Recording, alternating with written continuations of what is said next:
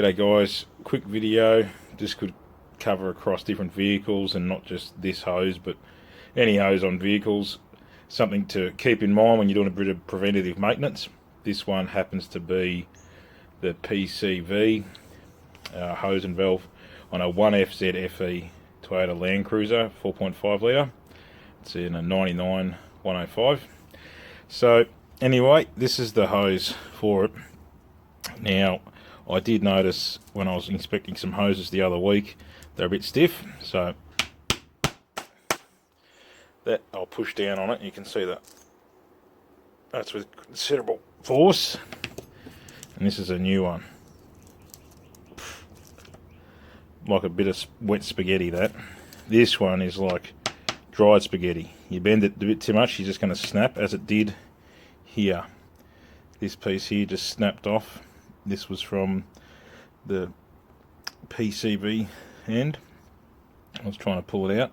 It just snapped. It is just I've got hard plastic now. It's 20 odd years old, 21 years old.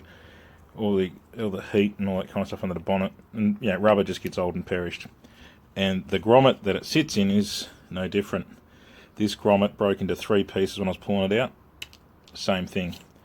It's like a hard plastic. You'd never think it was as soft. Here's a new one here. Squishy, beautiful. So there's a new one as well.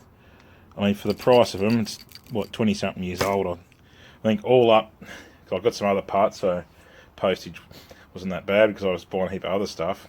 This has cost me, I don't know, $10 or $15 probably, and I got a new hose. This is all genuine, or equivalent, so genuine hose. I think it's an aftermarket grommet, couple of original clips. These ones would be still fine. I think they were like 10 or 20 cents each, and I'm like, why not get some new ones for that price, eh? And there's the PCV valve, and then that's the part number for the grommet, which is that one, which doesn't look to be a genuine grommet. They probably don't have them anymore, I don't know, but it'll fit and that'll be recommended.